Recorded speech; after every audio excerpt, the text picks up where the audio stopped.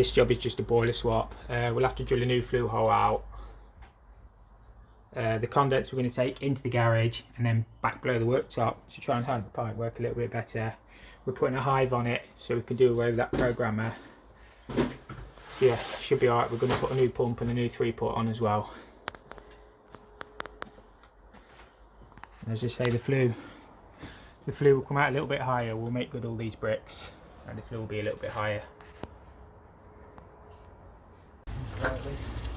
Harry's just opened the drain off tap on the boiler. Obviously we'll mark up the old flow and returns. I've got Harry with me again learning his gas. So we're going to mark up the old flow and returns, and then we can obviously mount the boiler, but the flue will have to go out the top this time. So first thing we're going to do is a tightness test to make sure there's no leaks. The gas is bonded just on the other side. As long as it's within 600, it doesn't have to be within the meter box. So first job of the day is to do a tightness test. We've just got the old boiler lifted off now. The flues are always awkward on these to get them undone on the old side flue ones, but we've managed to undo the nuts. So yeah, we can prep for the new boiler to go in now. So I've cored out my new flue hole now. I always use the slightly larger core bit because it just gives you the full. I put it through at a slight angle. You make it good with sand and cement on the outside anyway. I have recently treated myself to some new core bits. The old ones were getting quite ropey, so you've got like 1.5 inch, 1.25 inch, 2 inch, 4 inch, and that one just soils. With these backseats you get the filter in the box on these ones, so a little Magna Clean Micro 2. So whilst Harry's downstairs changing the boiler, finishing piping the boiler up, I thought I'd come up here. I've got this pump to change and this 3-port's broken as well. I'm putting a Honeywell in, and I'm putting a Gunfrost pump. I'll put some new valves on there as well. As I say, we've also got the Hive active heating and hot water control to put in as well. So I'll just get these changed real quick. While that's finishing draining down into my tub, who else hates air seps? I hate these things. They always seem to block up. This one's got a combined coal feeding vent, but it's in 22, so that should be fine. There's no valve on the coal feed or anything. So yeah, basically you've got that's your flow to your heating through the pump into your mid position valve. That's your flow from your boiler. And that's obviously your coal feeding vent coming off the top. As I say, I'll just get this changed. It's a weird 3-port, that one. I'm not even sure what make it is. But as I say, I'm going to put a Honeywell in. It looks like it's had a little bit of a leak on there at some point. I think that's why somebody had left the ice cream dish underneath. It came in handy for me anyway. So as I say, I'm changing these. What I'm having to do is cut this coal feeding vent off because I can't get enough movement to get the 3-port out. But I'll just join it with a compression. So if you ever have to take it out in the future, you'll be able to get it out. Always use the rubber pump washers, not the fibre ones, because if you ever come to take that pump out, that won't undo with the fibre, whereas they nice and easy to undo if you use the rubber ones. So just a little top tip there.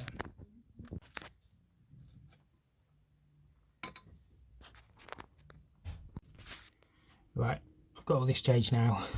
Just got to wire it up. So somebody's put a junction box thing down here, so we'll see what's inside there, but the pump will obviously wire back in on the flex, and the 3-port, hopefully that one's got an earth. If not, should be able to pick an earth up off the stat or something. I'll have a look anyway and just get it wired up real quick. But as I say, got the pump going that way, B for the hot water which shoots up into the primary coil. What I'm doing with this condenser is I'm just going to bring it down in the garage. I'm going to space it off and lag it. I'm going to go down through this shelf, and Harry's just drilling through from the other side, and we're going to boss into the waste pipe. It just look a bit better than taking it down through the kitchen worktop. That's the plan anyway. So I've got my condense pipe all installed now in the garage. The only thing is I've run out of long cable ties, so I've had to do my 2 short ones, but I don't think it looks too bad. So all that's all nicely lagged up, so no risk of anything freezing. As I say, it discharges internally anyway, but I just thought I'd hide it rather than going through the worktop to hide it in the garage. The little Makita vac is perfect for little jobs like this.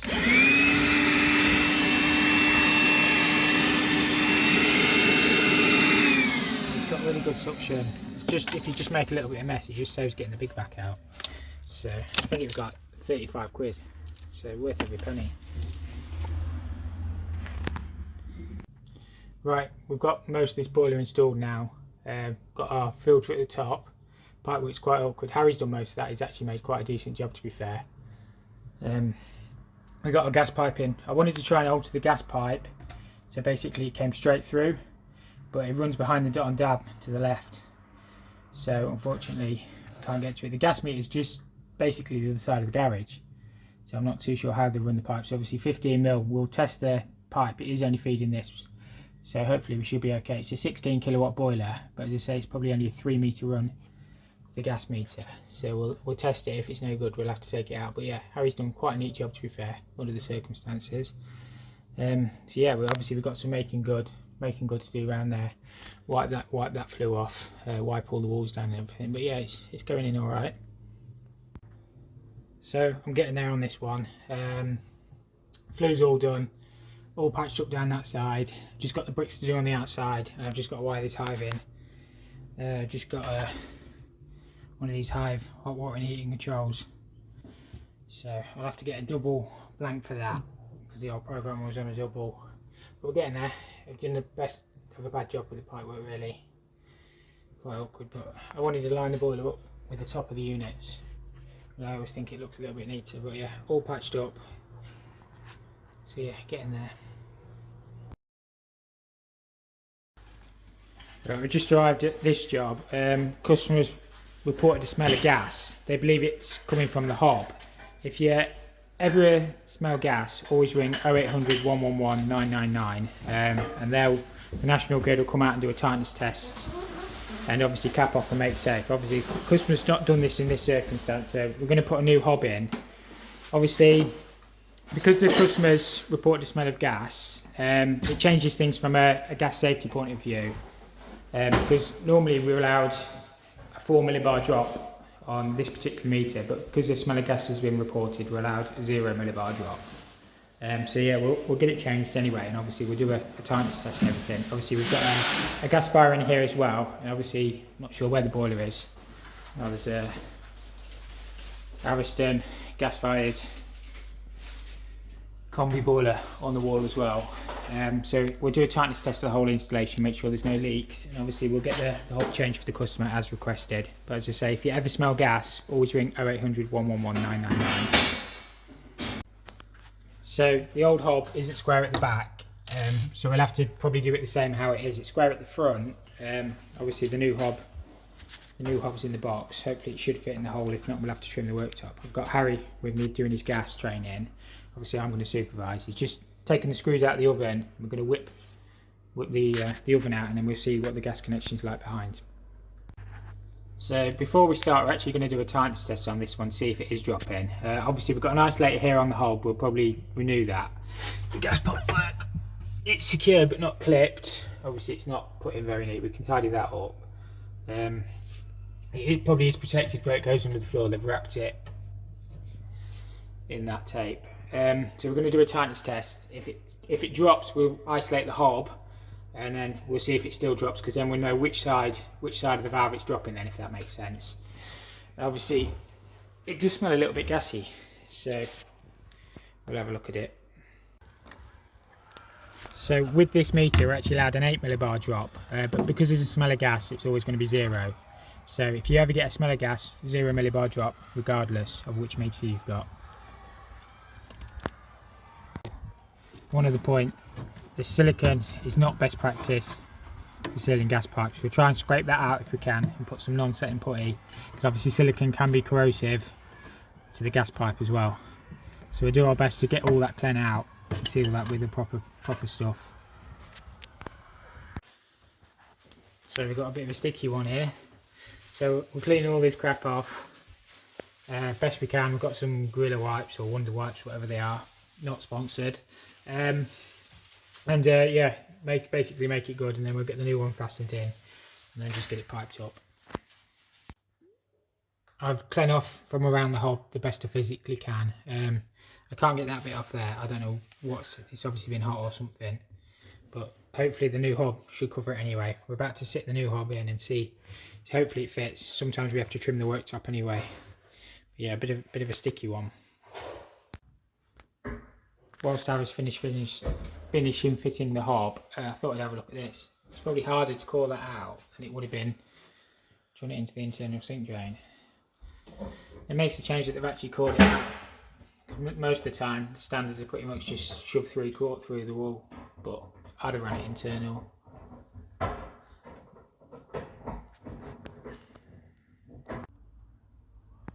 Right, we're just doing a tightness test on this. Well, obviously I'm not going to do the whole test on video.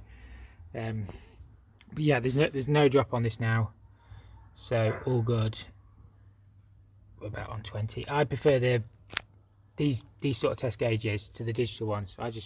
You don't have to remember to charge anything up, you don't have to get anything calibrated. Nice and easy to see. So yeah, we'll leave that for the test period, and we should be good to go.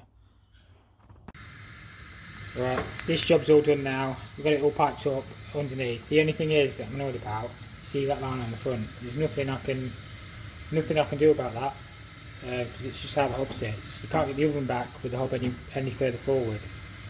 So I think that's paint. I think they've obviously painted the old hob at some point, repainted it white, and it won't come off. But not much I can do. But anyway, we've done what the customer instructed us to do. We've put the new hob in. There's no leaks on the gas now. So hopefully they're happy. We'll wait and see when they get home. I just thought I'd include a few pictures of a job I went to look at earlier in the week as well. This was an absolutely shocking installation. The gas pipe actually had a leak on it. It had only just been installed. It was just compression joints everywhere on the gas, all PTFE everywhere. The hob wasn't secured. It was too close to the kitchen cabinet.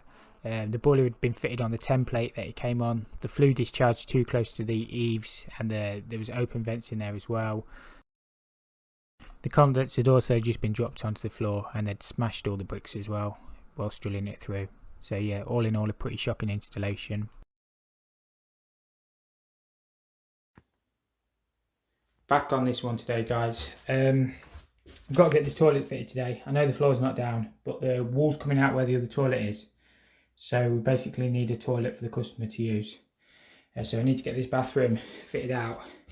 Shower tray going in here. It's a JT tray, so the waste comes 130 from the corner of the tray. So it will miss the joist. I've already measured it. So yeah, I'll get that tray in. Get this toilet fitted, so that at least the customer's got a bathroom they can use. Then obviously we need to get the walls mermaid boarded and the screening.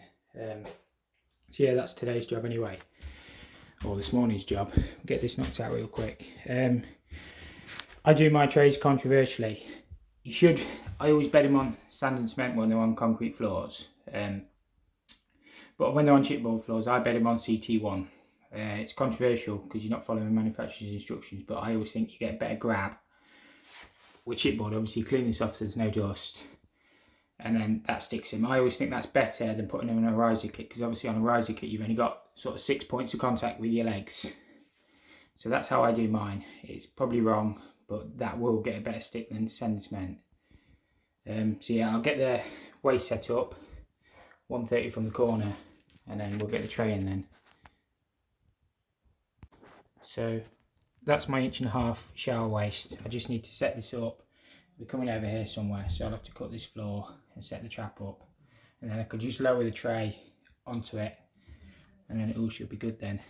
But yeah, I'll get all the prep work done first, and I'll show you how I fit it. So that's the centre of the waste. So I just need to cut enough of this out to obviously pipe this up onto that waste pipe down there. So I've just got that. I just used the jigsaw. I've had that one since I started, so I've had that jigsaw for 13 years. Does the job. So yeah, I'll get that piped up. So we've got this waste all set up now. We've got plenty of movement up, so we can just pull it straight up onto the tray, and we've got plenty of fall on our waste pipe as well. That's why I've left my waste pipe plenty low enough over there, so we've got adequate full. So yeah, that will just pull up and we can connect that from above then, in theory.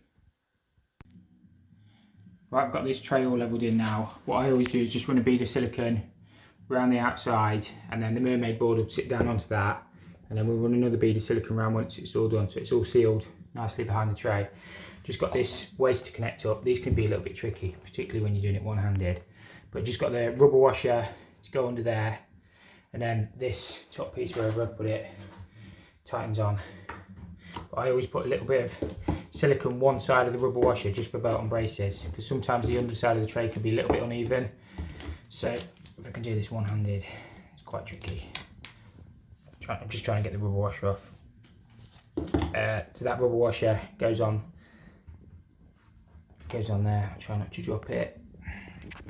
Silicone one side of that, and then just pull that up.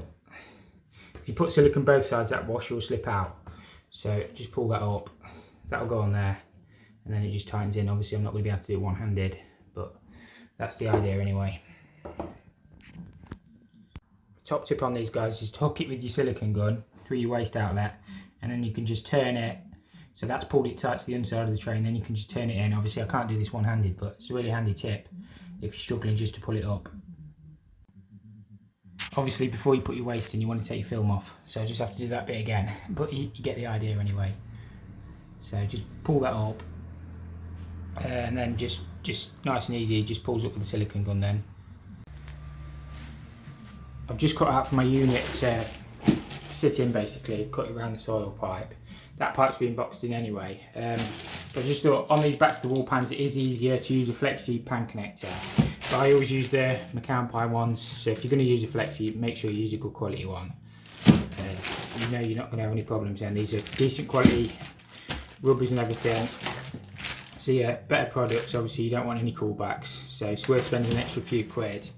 Just got this wall's all been plywooded behind the plasterboard, so we have to level this unit all up, get it screwed back in, fit my system, get it all piped up, make sure basically your cold feed pipe, I'll do all this in rigid copper, doesn't foul your flush pipe.